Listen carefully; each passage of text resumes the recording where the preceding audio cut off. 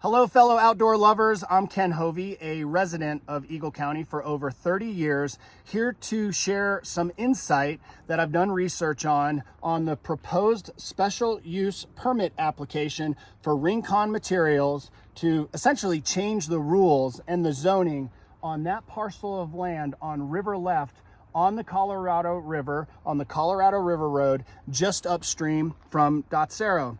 And what is being proposed is what I call a change of the rules or a change of the zoning to benefit the new landowners there, in that they want to take it from this pristine area that actually has a wildlife easement right there for the purpose of mining gravel, and on the basis that we need gravel.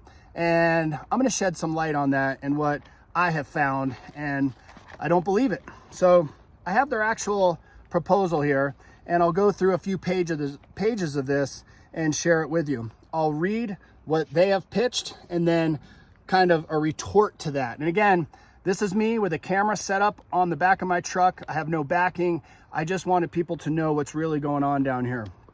On page 12, Rincon Materials is anticipated to take 10 years to mine roughly 225,000 tons per year.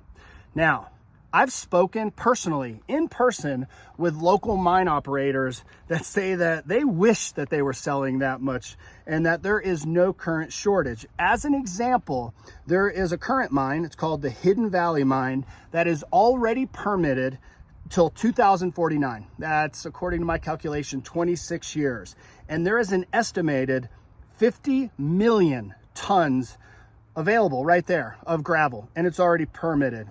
And as an added bonus, I'd like to throw in there, Hidden Valley Mine is not just a clever name. It's probably one that you've never seen or heard of because it's hidden away. Unlike this, which is literally along the Colorado River Road, looking over on the Colorado River. This one is definitely not hidden. We're gonna move on. Page 13, right here. Crushing at Rincon Materials is likely to take no more than 6 weeks a year, after which sales will take place from the stockpiles. So let me get this straight. They're gonna crush 225,000 tons in 6 weeks. That's 37,500 tons a week. That's 7,500 tons a day. I know, I got my calculator out for that. How could this possibly be accurate? As an example, something of that size and that nature would be 5 times larger than any of the current capacity operations in Eagle County. Just doesn't add up. Let's move on. We're gonna go now to page 18. Crushed specification rock for use in concrete or asphalt plants elsewhere in the region. Where? What plant are they taking this to? From what I've looked into and from the mining professionals that I've personally spoken with, there are no asphalt or concrete plants that are already permitted that don't already have their own source of aggregate. So where are you planning on sending this? Just a question. You can chime in and answer. Now, page 20. This is a good one. The use of a conveyor as opposed to diesel haul trucks within the mine will have added benefits of reducing the possible generation of dust on haul roads, thus lowering the quantity of water required for dust mitigation. Now that sounds awesome in theory. So please tell me, how is this going to reduce the carbon footprint? What are you going to power these things with? Gerbils on a wheel? Maybe somebody on a bicycle powering these? No, of course not. They're going to be powered by electric or diesel. And my thought on that is that if Rincon really wants to reduce the carbon footprint, leave it just like that.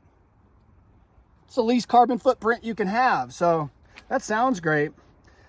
Another one though, conveyor belts. Have you ever seen conveyor belts hauling dirt where it goes from one conveyor to the next conveyor? That little gap, it creates plumes of dust that is going to go upstream, dust that's going to go downstream to 2 rivers, dust that's going to affect the wildlife, the fish habitat. I'm just not buying that. Again, if you want to leave it pristine, leave it the way it is. I mean, take a look at that. It is gorgeous. Okay, this is page 22. Again, these are their words. In order to facilitate the life of this operation, the applicant proposes a permit end date of 2032. In the event that the operation will continue beyond that time, the operator would have to propose an amendment to approved special use permit to extend the life of the mine. They say it there themselves, right there, that they are doubting their proposed timeline. Is it a 10-year plan? Is it a 20-year plan? Hey, I got an idea. If we don't get done in time after annihilating this area, how about we just get another amendment so that we can keep going? Yeah, how about no? You purchased this land, Rincon did, knowing what it was zoned for and that they'd have to get special use. Their lack of planning does not constitute an emergency for the rest of us. We don't need it. Oh, this one cracks me up. All right, right here. Existing industrial and commercial activity already exists in the current .0 area, particularly just east of Rincon Materials on access along US 6. The Hidden Valley Pit, which we've already talked about, has the permit, has plenty of gravel, and nobody really even knows where it is. It's hidden. It is roughly 2 miles away. But they also say, and the .0 quarry. But the thing that they conveniently leave out on this is that the .0 quarry, from the research that I've done, it hasn't been in operation for at least 10 years, potentially like 15 years plus. So I don't even understand why they would mention that. They also mention KC Concrete maintains a concrete batch plant. Well, the other part with KC Concrete is that they're not along the Colorado River corridor. They're not right next to the river. They're actually out on the interstate overlooking I-70. Pretty much a minimal impact on people that are enjoying the outdoor environment. So again, two things that I just throw out the window. But wait, there's more. Let's go to here. Let's go to page 62. This is another classic from their misleading application. It should be noted that the primary recipients of any noise impact by Rincon Materials will be the Union Pacific Rail Line, the railroad, which, yes, runs right there. You can actually see it. How about the residents? How about the people that live right there? How about the people downstream in Two Rivers? How about right over here at the raft company and the residents down here? This is just a straight up non-truth. How about the thousands of river runners and commercial outfitters and folks that come down this river? They're not going to hear it or see it? Yeah, I highly doubt that. Now, another part of this that I'm reading into is the Eagle County Master Plan states that if there is a resource that's in a location, that it should be removed before development. We have been told that after the mine is done, out of operation, they don't even know when that's going to be, 10 years, 20 years, that they are going to go back and reclaim it. And then they're going to put in private water ski lakes with residences for those individual multi-million-dollar homes where nature now stands. That is not going to benefit anybody. Employee housing, I would understand. And another thing I want to throw out to people is I'm not against development. I know that mining operations have to exist. I know that we need gravel, but we have plenty of it. We don't need this mine, and we don't need to change the rules for them. So here's the facts. It's not needed. There is plenty of local material that's available, not only available, but also already approved. Also, the Hidden Valley mine has more than enough and still has 26 years left on its permit. They also, part of this plan, talking about public benefit. There is no public benefit to us. There's only detriment to us as outdoor lovers and also to the wildlife around here. This mine is not light industry as it's being proposed, and it doesn't even come close to meeting the goals that are outlined in the .0 community plan. This right here, you can take a look, is going to be 106 acres on the upper Colorado River. That is painfully obvious that it's going to be highly visible on an area that is well used for river activities, recreation, as well as homes that are just downstream, as well as right here and next door. Don't let the greed of a few affect the beauty and the splendor that we are privileged to have here in Eagle County and in Colorado, and in particular on the Colorado River. So that's what they're saying. Now, this is the Save Our Confluence flyer, and I'll put a couple things up on that. That this gravel pit does not meet 3 of the 4 criteria necessary for making an exception to the Dotsero Community Plan. They call it the DCP. The Dotsero Community Plan is a master plan for this area and kind of the rules and regulations, which these guys, Rincon, they want to change. Another gravel pit is not an extraordinary opportunity.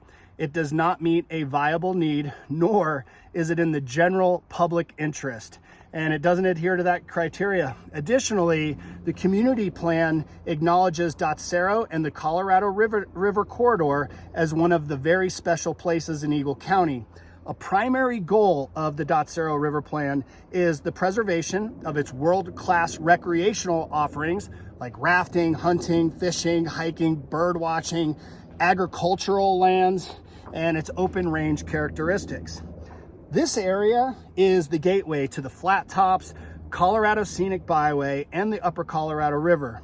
Contrary to what this developer is asserting, is that this mile-long estimated gravel operation on the hillside will most definitely be seen and will have an impact on this area. Our wildlife here is an incredibly precious resource, and though there is the conservation easement, which you can see right here, that is in place along the riverbank, its efficiency and its ability to offset the construction of the gravel mine, it's going to block wildlife, it's going to disrupt their migration pattern, and just as it happened in Edwards, it's going to diminish the herd's viability.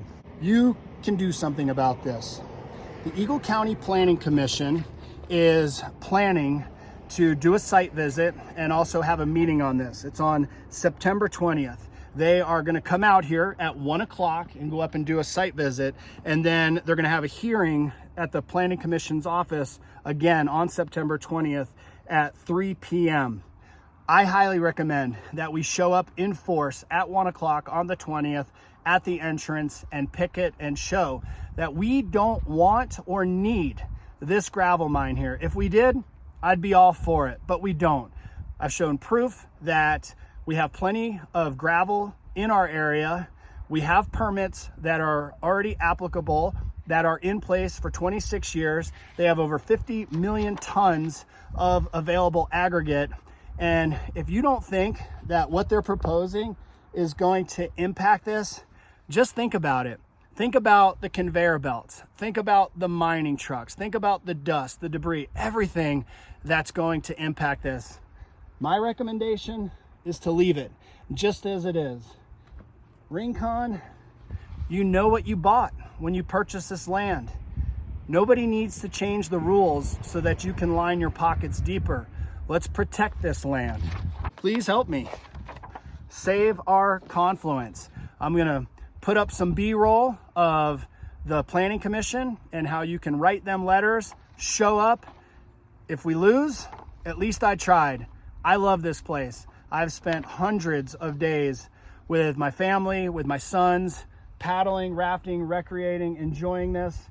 And I would hate to at least not share this information and to lose this resource to the greed of developers forever, because it will change forever.